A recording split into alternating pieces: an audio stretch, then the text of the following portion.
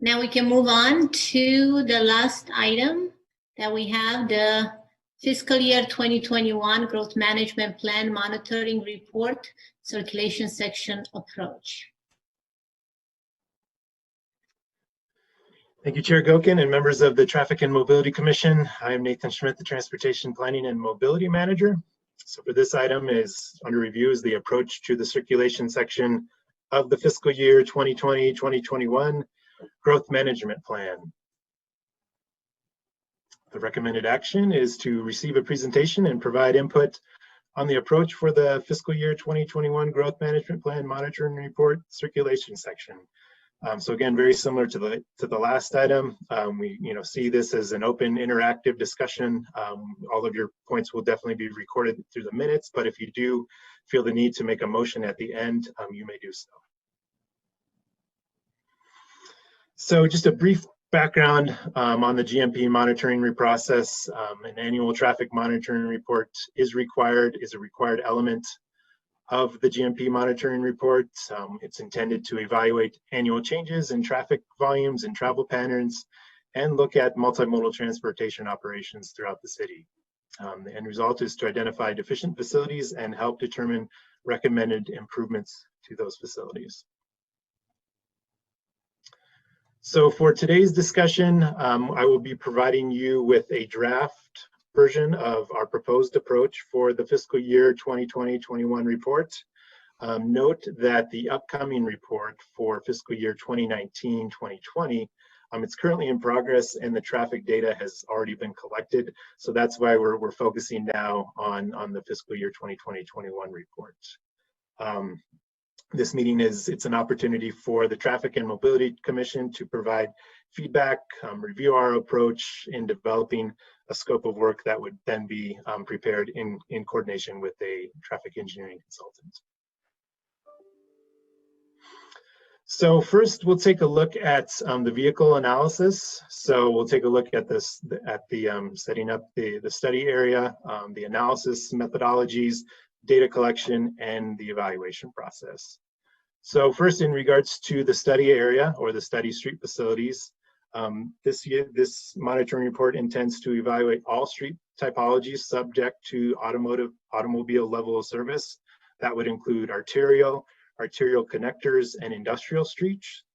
For the 2019-2020, that was the first year that we'll be looking at industrial streets, and that included a total of 45 industrial streets. A slight change that we're proposing for the 2020-21 report is staff recommends limiting the analysis of industrial streets to only 13 of the highest volume segments for the industrial street typology. For traffic data collection, we're proposing to collect traffic data at 79 locations, and those locations are all provided attached to the staff report in Exhibit 1. The traffic counts would be conducted at each location for a 72-hour or 3-day period in April or May of 2021.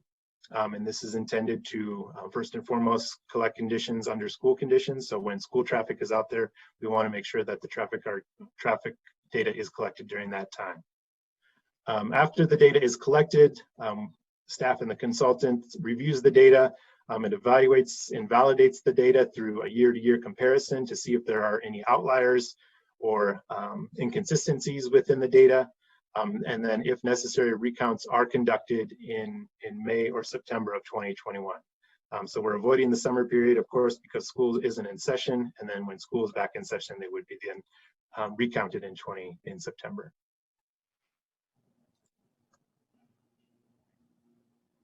Then just one other note in regards to the count location.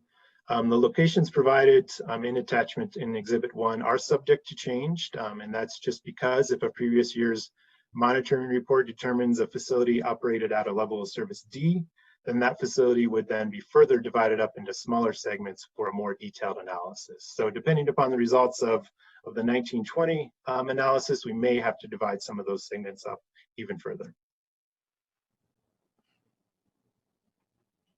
So for the analysis of vehicle level of service, again, the methodology behind that, so level of service is determined at the facility level using the most current version of the highway capacity manual. In Carlsbad, the vehicle level service is calculated using the Carlsbad roadway capacity tables report, which is based upon the highest peak hour direction volume from the 3-day counts. As part of this process, we will work with the consultant to conduct a thorough review of the roadway capacity tables, and they will be updated as necessary. These updates may be required due to changes in traffic patterns throughout the city or changes in roadway conditions as roadway projects are built out through the next few years. So after the operations analysis is completed, we take a look at the results and we identify the deficient street facilities. So staff will also take a look as part of this deficiency process. Deficiencies are determined on streets that do not meet the level of service standard, which is a level of service D or better. So as part of that, staff will also take a look and evaluate the list of previously exempt street facilities to determine if such exemptions are still warranted. And this is per General Plan Mobility Element Policy 3-P-9. So that's it for the vehicle level of service. In regards to the multimodal level of service analysis, so one caveat here, and of course from our previous meeting in October, the Commission set up an ad hoc planning committee to begin work on efforts to update and revise the current MMLOS methodology. So just keep in mind that whatever the result of this process is, things are subject to change in terms of what may change as we work out the MMLOS methodology with the ad hoc planning group. But at this point, street typologies identified for evaluation for the pedestrian and bicycle mode include all of the street typologies identified in the general plan. Those are the identity, the village arterial connectors, the neighborhood connectors, the coastal streets, the schools, employment and transit connectors, and all streets within a half mile of a transit center. Another note in regards to the MMLOS is staff does not plan to evaluate transit mode for monitoring. This is due to currently the MMLOS methodology for transit says that due to the citywide transportation demand management TDM ordinance, which ensures that all facilities meet the level of service D standard. So essentially, because the city has this citywide TDM ordinance in place, all street facilities currently meet that MMLOSD standard for monitoring. Another note is that the level of transit MLS analysis is again subject to change depending upon the results of the methodology update, which we will work on with the ad hoc planning group. So after the analysis is completed for all modes, the next step is to look at identifying mitigations. So those would be for evaluation for vehicle level of service. That would be an evaluation of all potential mitigations for all newly identified deficient street facilities. Mitigations may include roadway improvements to mainline roadway facilities, looking at intersection lane configurations, changes to signal timing, and TDM and TSM type improvements. For the pedestrian and bicycle mode, mitigations will be considered for all deficient facilities, and they will include potential improvements to bicycle, pedestrian, and transit facilities. And the final point there is that the mitigations that we do evaluate will need to consider a balance of all modes. When we get to it, some of the street facilities may actually have results for all 4 modes, so we'll have to very carefully balance the mitigations to make sure we're not impacting one mode or improving the others. So that will be an important part of the mitigation analysis. So the next steps in terms of developing the scope of work for the FY 2021 report is we intend to return to the Traffic and Mobility Commission within the next 1 to 2 months with an updated approach for a second review. After that, staff will work on preparing a detailed scope of work based upon the TMC's feedback, and then we will work to select a qualified consultant to conduct the work. And then work will be expected to begin in spring of 2020, and it will take approximately 6 to 8 months to complete. So with that, that concludes our presentation. And again, we are open to receiving the Commission's feedback and discussion. Okay, thank you, Nathan, for the presentation. Who has comments? Raise your hand and I will call. I see one. Commissioner Linky, I see two. Okay, I'm going to start with Commissioner Pensier. All right. I had a question, and we didn't go through the detail. I went through the drawings. I didn't see that you went through all of those, but one of the new places, one of the new sections, actually two sections of road, Olivenhain and Rancho Santa Fe. There was a drawing in the package that showed that intersection, and I'm pretty familiar with it. It has a free right turn from Santa Fe, Rancho Santa Fe to Rancho Santa Fe when it makes that right-hand turn at Olivenhain. And there's a big pork chop there. It's a very, very high speed right-hand turn. It's called a free right turn. And so for cyclists, the bike lane, if you're going to just stay on Rancho Santa Fe, it's just fine. The bike lane wraps around. It's solid. And all the drivers assume that the cyclists are going to continue on Rancho Santa Fe. For those cyclists that want to go straight or turn left on Olivenhain, they have a little issue there. The drivers don't expect them to be going that way, and there's a lot of conflict in that zone. The other issue would be if you're on Olivenhain and you're heading toward Rancho Santa Fe, then you've got the other end of it when that high-speed right-hand turn from Rancho Santa Fe, merges across.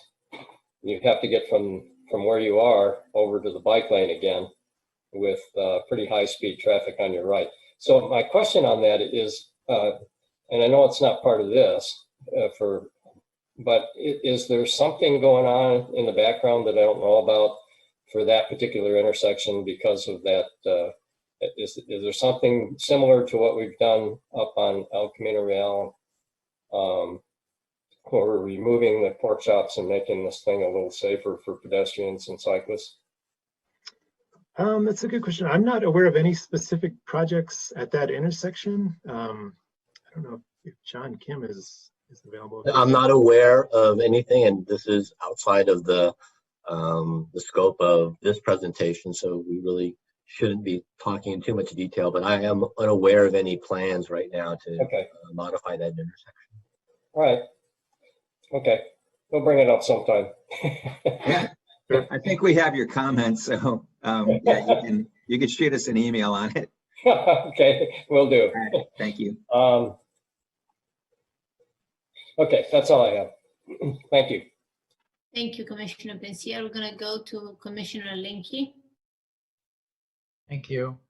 And thanks again to staff for bringing this to us and involving us in the process. It's much appreciated. So I provided some slides, and if no one has any objection, Mr. Schmidt. Yeah, I'll pull those up here. So, and my first comment and question is on the data collection method. So we've historically hired a consultant to put those pneumatic tube counters out on the streets once a year or so to count vehicles for our monitoring program. You can go to the next slide. And I just put some pictures here. So on the left, you see the pneumatic tube counter. So that's the way we collect it, sort of old school style. But it's just like a snapshot in time. And I think we have these inductive loops in the pavement in most of our major streets, as shown on the right. And so my first question is if we're being a data-driven, modern commission city, would it work, and would it make sense to collect data using these inductive loops? Because it's my understanding that you can get pretty accurate counts with those. Yeah, I'll start off, Nathan, if I could. We would use our infrastructure that's in place where we can. We don't have it in all locations necessary to complete the annual monitoring program at this point. So that's as simple of an answer as I can get, but you're right, where we do have the infrastructure in place and we can utilize it, we can use that to gather data, but we're not right there yet. Yeah. Excuse me. It is my understanding that the pneumatic tube counters are right now the most accurate way to collect the count data. The inductive loops could possibly work, but the way we set up our in-pavement loops may not be conducive to it. You would need separate channels for the loops in the different lanes, and right now we don't do that. And so there may be limitations based on how we've configured our in-pavement inductive loops. I think we've been making an effort to change that with some of our advanced loops where we would be able to collect count data. But there's no such thing as a free effort, even though it seems like it could be collected automatically. It would be staff time versus a consultant time in terms of collecting that data and collating it into a report. And right now, our traffic monitoring program is geared towards the consultant collecting and providing all of that data. Okay, so I guess my suggestion would be that in those locations where the loops are in separate lanes and would work, that this is an alternative that could be explored, and instead of just one time a year, it could be collected more frequently if need be in problem areas. Okay, and next slide.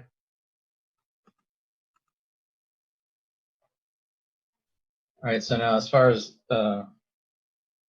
intersections go, there are traffic monitoring cameras at many intersections, and they can identify vehicles as I understand it, but probably it's not very accurate. And the gold standard is still to have someone or a group of people stand there, I guess, and count cars. And I'll address that again in a minute. Go to the next slide, please. All right, so I think for this, for me, the main rule that I'm looking to ask about is what triggers a recount. If a count looks like it's an outlier, like it's way too high or way too low based on what seems reasonable, and then how multiple counts are handled. So there's a development that's being considered by City Council tomorrow that did counts for their traffic impact analysis. And when I pointed out that the project would cause El Camino Real to fail at that site, instead of addressing the problem, they took several supplemental counts that were much lower than their original one. And they were going to use that count to show that it wouldn't fail, but there were other counts taken by the city, both before and after that supplemental counts, that were closer to the higher one.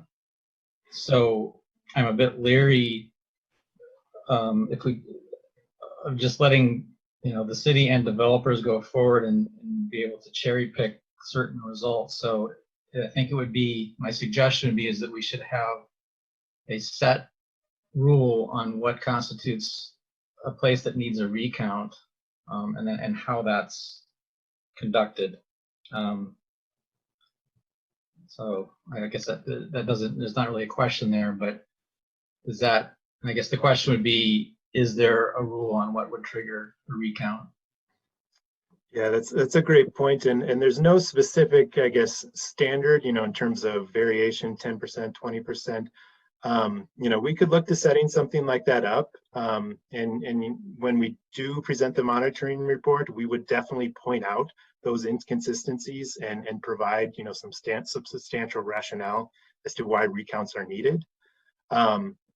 But we could look to some engineering guidance. I just don't know off the top of my head, if there are specific standards, but that's something we could definitely look into, just providing some more definition on what. Typically what we've done in the past for our traffic monitoring program is to compare the count to the previous year, just to see if you're in the same magnitude.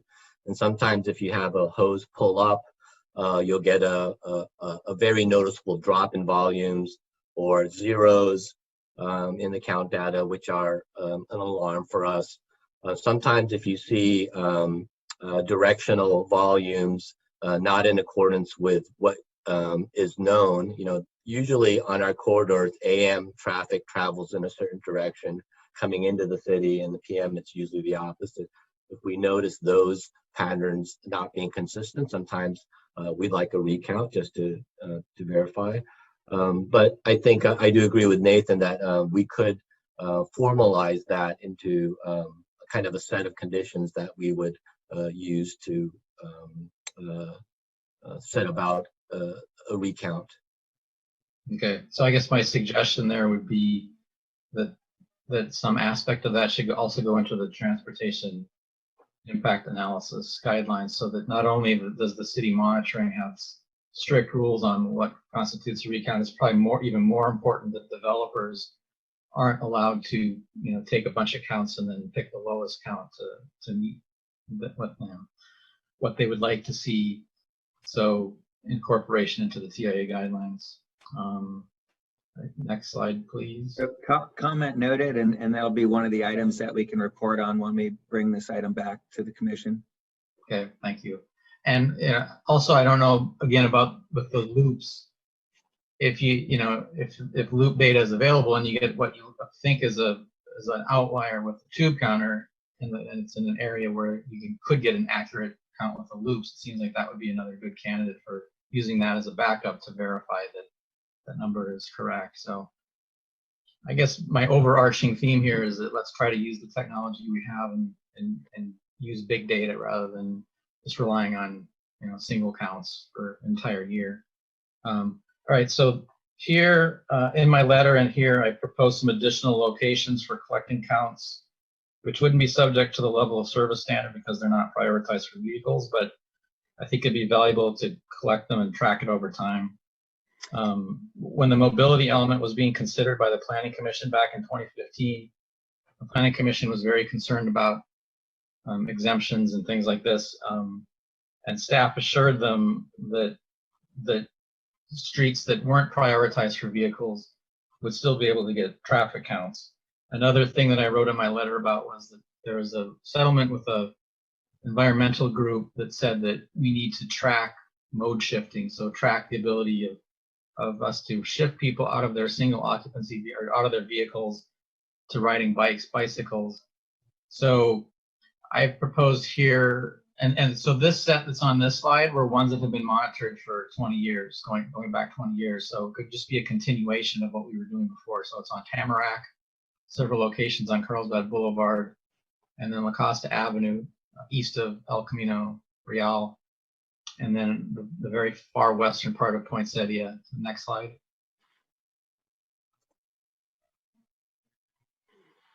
And this is just a few additional ones. So Faraday Avenue is already in the service volume table, but for some reason it's, I guess, not being monitored, but the values have been captured for it. The service volumes have been captured. And then I'm again showing the Poinsettia Lane on the very western end, west of Aviara, up to the freeway, or just west of the freeway. And that too has a couple of zones in it, a couple of facilities that are in the service volume table already, but I guess aren't being monitored. So those have already been put into the table.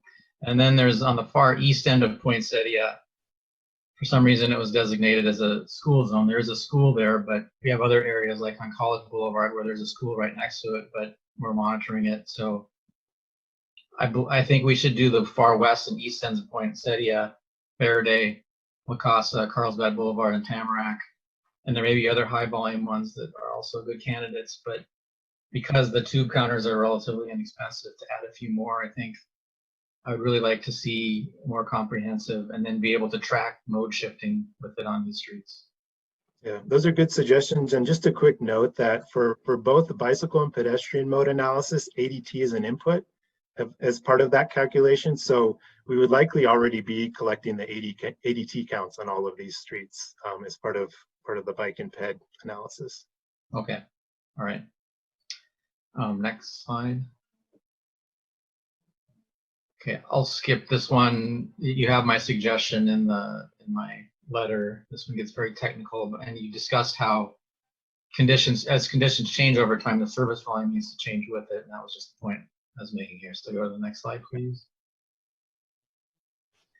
All right, so there's some idiosyncrasies in the service volume table that I wanted to address. So the top one shows El Camino Real, a couple of facilities on El Camino Real, where the level of service jumps from C to a failing F, basically, and it skips over D. And I don't think you covered this in the presentation, but, or maybe you did, but when we get to level of service D, we're going to start doing a higher detailed analysis of the segments. I guess you did cover that. So I just wanted to make the suggestion that, or point out that some of the facilities, some of these 79 facilities don't have an LOSD. They jump from C to F. So my suggestion would be that we should probably consider C the trigger to do the more detailed analysis. And then the one below that on Aviara Parkway is another unusual situation where you can never have a level of service better than D. That's the best grade you can get. But if the traffic on that is far below that threshold to fail, it's probably a waste of resources to do it just because it's a D.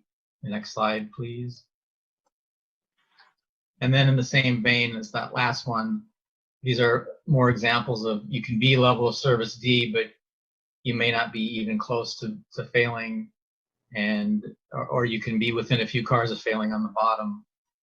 So I wasn't sure if I get any feedback from staff on whether you think all of the C's and D's that are the failure point would need to have the additional analysis, which I have no problem collecting even more data, but to save resources, would it make sense to set a threshold like at 85% of the failure point before you do that more detailed analysis?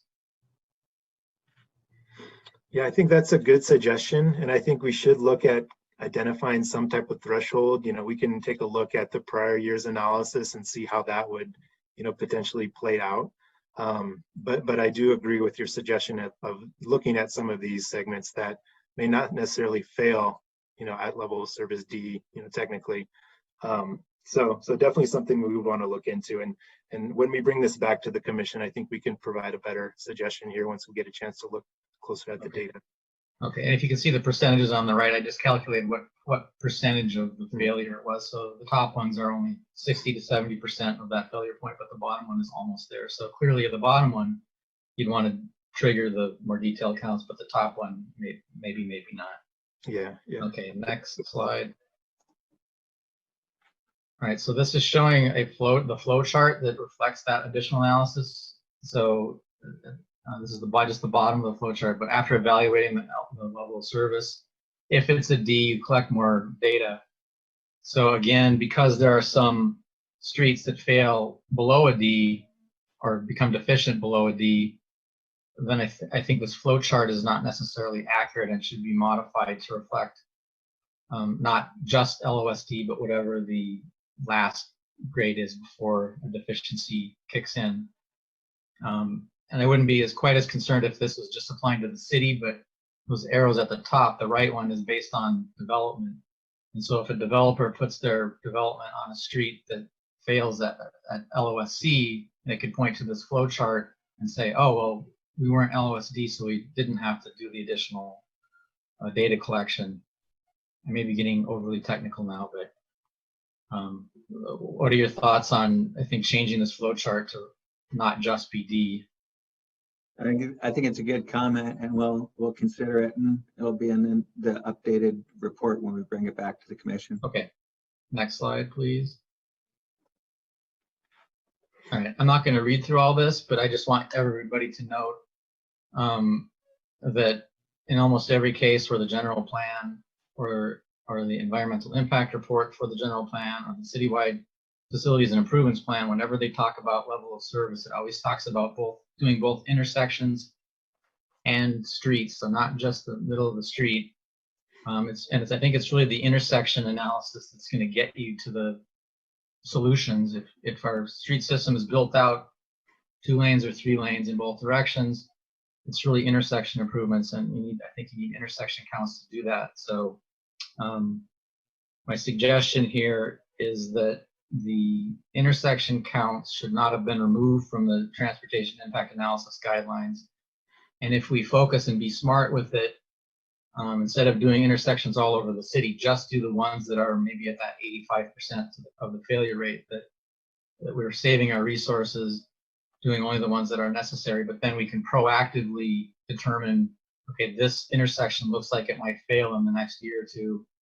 You know, use the traffic counts then to say in advance, proactively, what can we do maybe to help things out here? So I guess that's right. Yeah. So again, the comment makes complete sense. We want some time to think through the ramifications of what it would take to implement something like that. So again, great comment, I think, makes sense. And we just would want to further evaluate it and bring it back to the commission with the next report.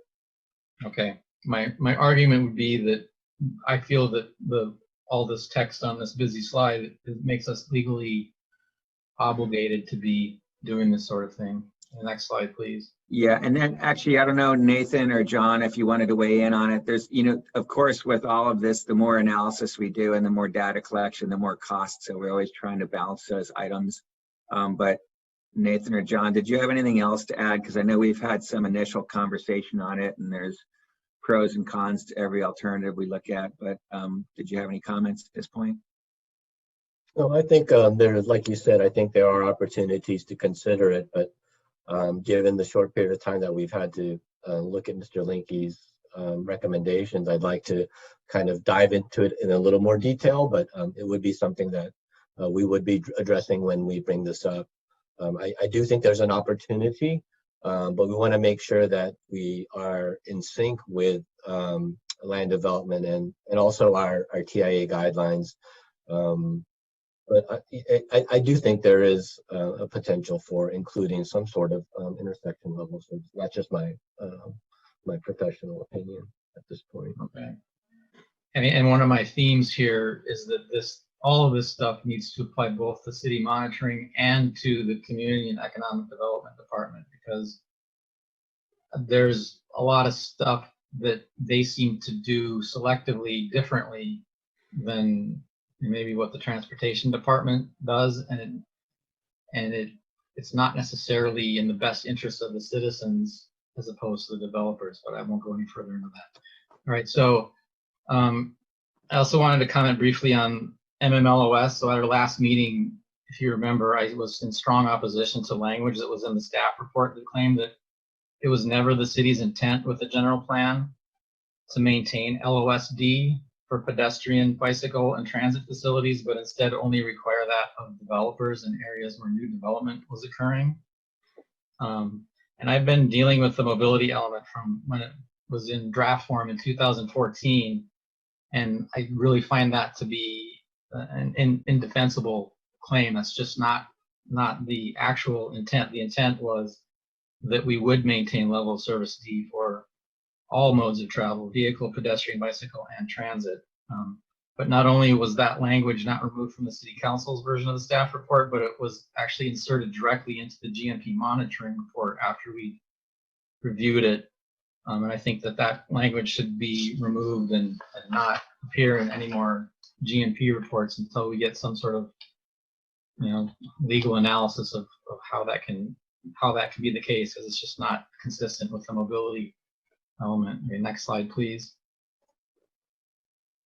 And again, I'm not going to read any of this, but it contains language that puts all 4 travel modes on the same footing in all of our documents for both monitoring and requirements that they maintain minimum performance standards. So I don't see any justification for not including pedestrian, bicycle, and transit LOS as something that we need to maintain LOSD, level service D.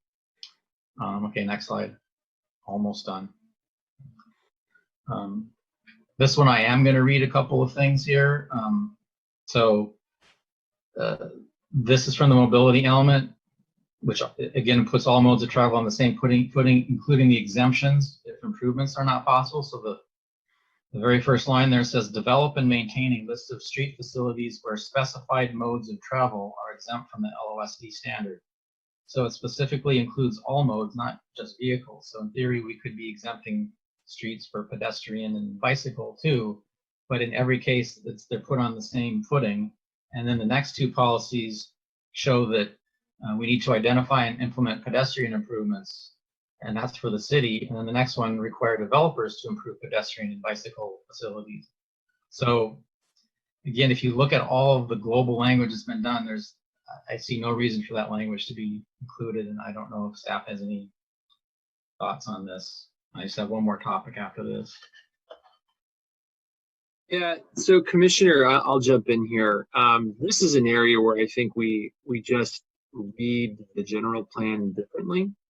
One of the examples that comes to mind when we look at pre-existing deficiencies and prospective development, the way that you've mentioned and you've taken issue, with that interpretation. We can run a parallel to like a historical building, so the owner of a historical building who wants to go in and get building permits, a lot of, or for example, solar panels. There won't be an effort, for example, to require all, houses that, don't have solar to, suddenly go and get solar panels. Many times, building permits are issued only once certain, code issues, are addressed, then future additions or, other changes can occur. We feel that our reading, the city attorney's office reading of the general plan 3-P.9 and other references, are embodied in our municipal code that speak to the prospective application of dealing with existing deficiencies. I don't know how else to say, but I think we just are reading this or interpreting it differently. But I mentioned before there are other code sections that already existed, 2190-045, 2190-010A3. These are examples in our municipal code that speak to, prospective development. So right, but that section specifically says basically that the pre-existing stuff was grandfathered in. It's called out specifically there, and that was back in 1986 when the growth management plan was first adopted. And now we're 30 years later.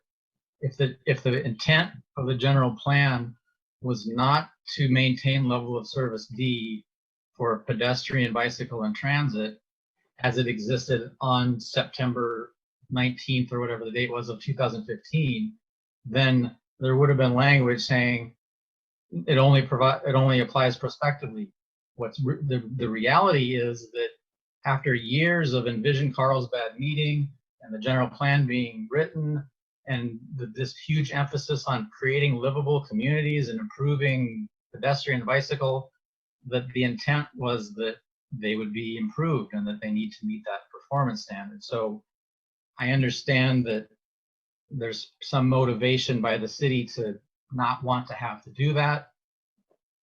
Maybe some legal thing, I don't know, but I want to continue to say that I strongly think that that's just, it's one of those things that on its face, it's ridiculous to me, but let's move on.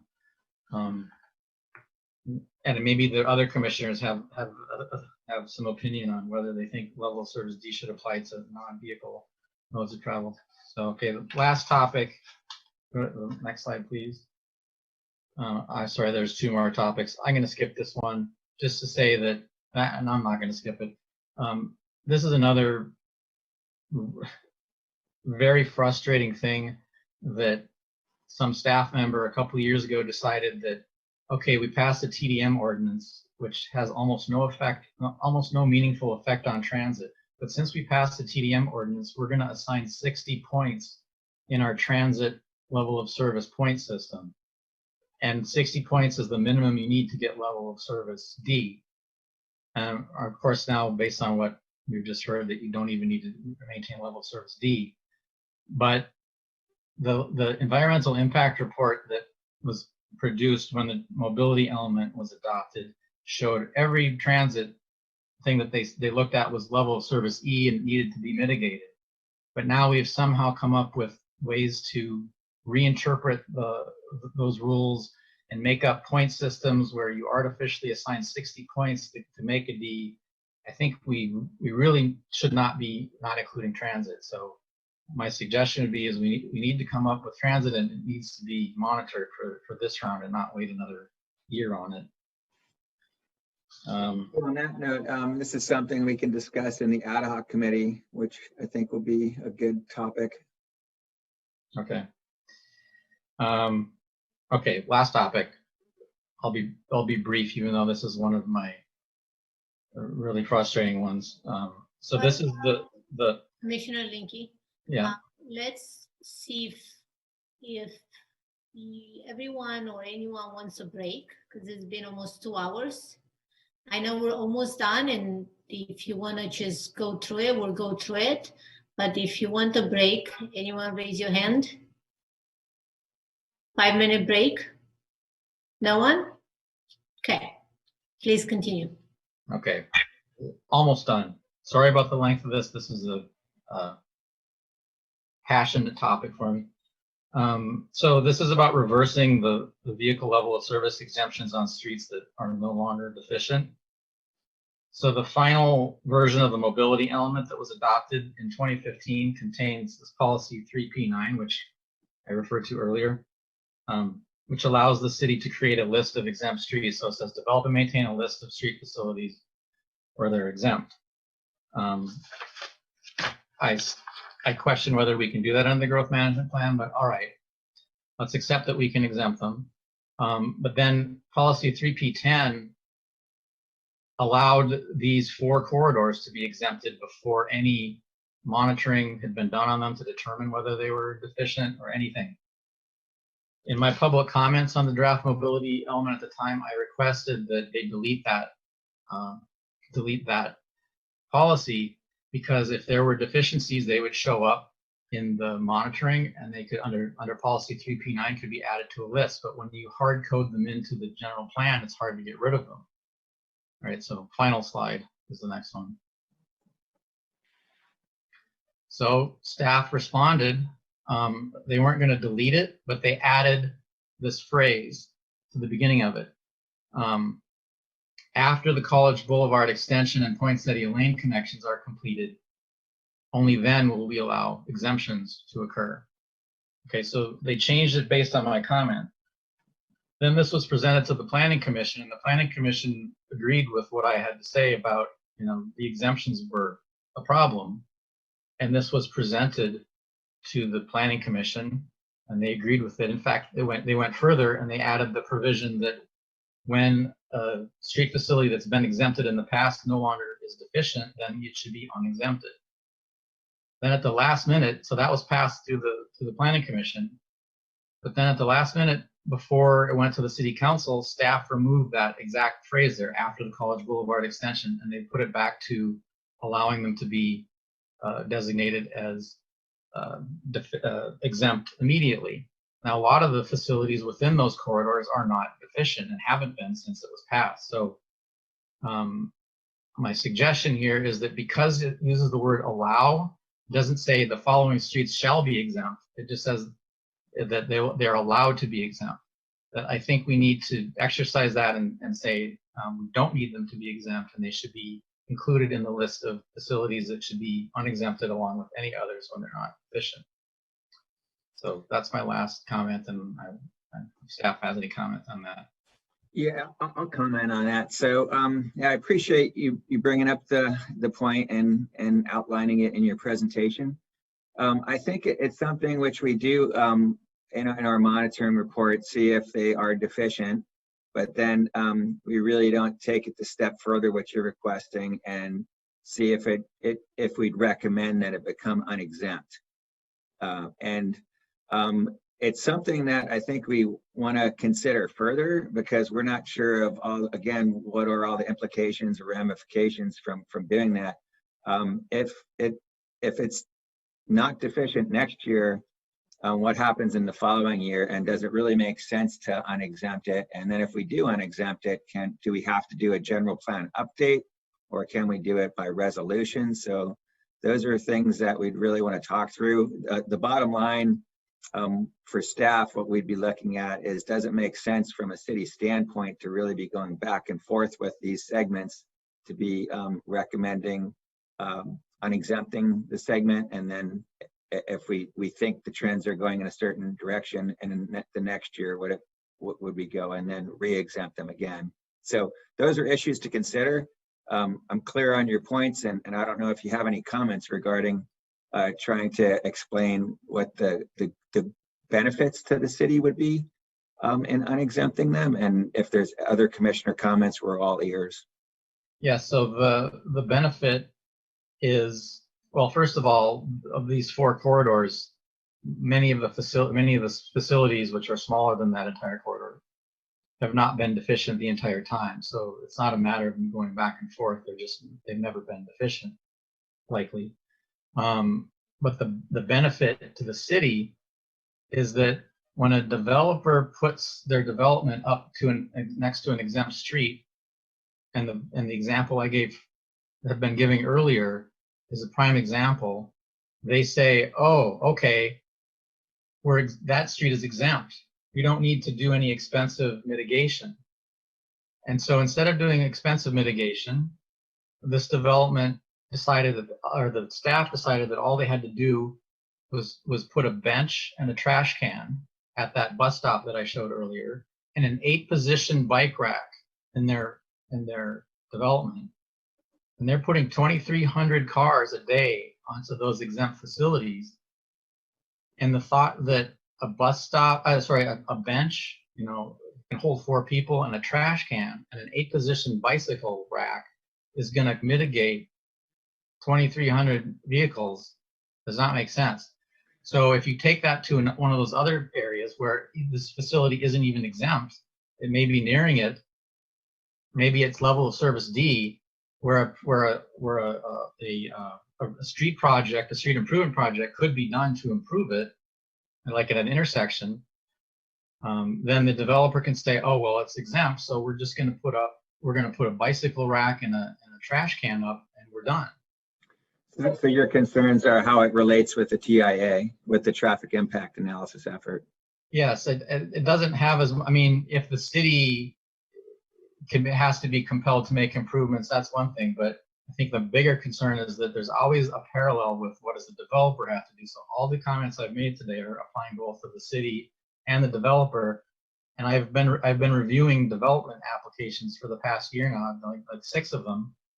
And there's so much strange stuff that goes on that's not consistent between the 2 paths, and so many loopholes that can be used to avoid taking responsibility, that we need to harmonize these, and 2 paths, the city monitoring and the developer traffic impact analysis, and make sure everybody's playing by the rules and paying their fair share.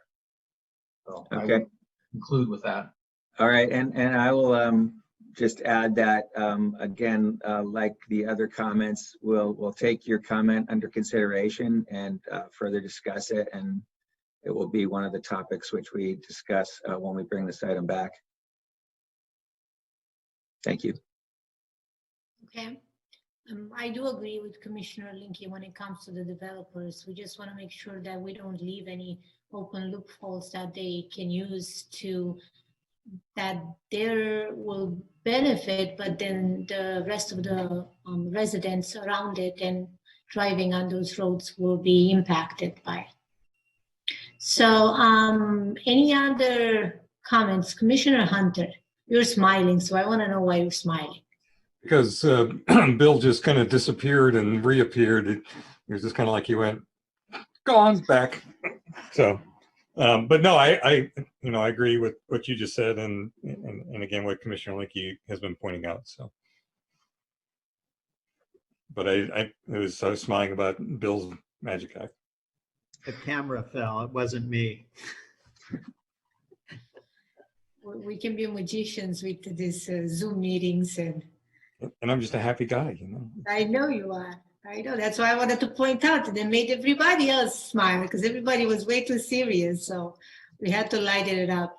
Okay. So, in conclusion, it's Commissioner Linke does a lot of work and has a lot of opinions on it, but it's not just him. We agree with I personally agree with about 90% of what he says. So it's not just his comments. We do agree, and we all have the same interests. We want to make sure that the rest of the residents are not going to be impacted by a small group. That's the main, we want everybody to be happy in our city. So with that said, do we have any other comments from the commissioners? Commissioner Pensier? Yeah, two things. First of all, I want to thank you for offering a break. You watch the clock and make sure that we don't sit here forever. Secondly, I agree with Commissioner Linke, and I'm just amazed at the amount of information he can put together and make it so easy to follow. It's just, well, I don't understand how he can do it. There was one thing with respect to the counting, and I wanted to mention bicycle counting, because if you're going to change mode, you need to try and figure out who's using it now, how many people are using it now, and then how is it changing with respect to changes that you make. And the city of Oceanside has installed a number of these things on various different places. They put some on the San Luis River Trail. They have them on Pacific Street. They have them, and the one thing, the place that affects us is they have them on Carlsbad Boulevard, Coast Highway, right at the city junction, northbound only. And so they have some numbers there. They've been able to see a 50% increase in traffic there as a result of COVID-19. That has not changed yet. And there are problems with doing that, just like there are any other counting systems. In observing this and walking back and forth, I've seen that a lot of cyclists don't run over these things. They're in the bike lane, and if the cyclists are on the sidewalk, or if they suddenly decide to go over to the other side of the street, the west side of the street, to get on the coastal rail trail, they're not counted. And if they move over to make the left turn onto Eaton before they run over that counter, they're not counted. And so, there are a lot of issues with where you put these things and how they're going to work. So a lot of times what you have to do with this is use cameras. And I wonder if the license plate readers are a possibility. Somebody has to look at them, but you can go through them pretty quickly. You can fast forward and do things like that. So there are options out there. There are things you can use, but you have to decide where you're going to do that. And for us, I think one of the places we should do it is between the Poinsettia train station and Palomar Airport Road, which is the logical place that anybody is going to use if they use the train and then get back on Palomar Airport Road to access the employment areas. Other than that, we can just use Coast Highway, which is the place that most people ride in Carlsbad. And this is something that maybe we can discuss in the ad hoc committee. Yes, of course. Okay. So are we done with this item? Do we have any other comments? Okay, I don't see any. We're almost done. Is everyone still with me, or do we need a break? Okay, you guys are still good? Okay, so on here, this was just to receive the presentation and we gave the input, so we don't have to vote on anything. We're all good? Okay. That's right, we're good. Okay, great.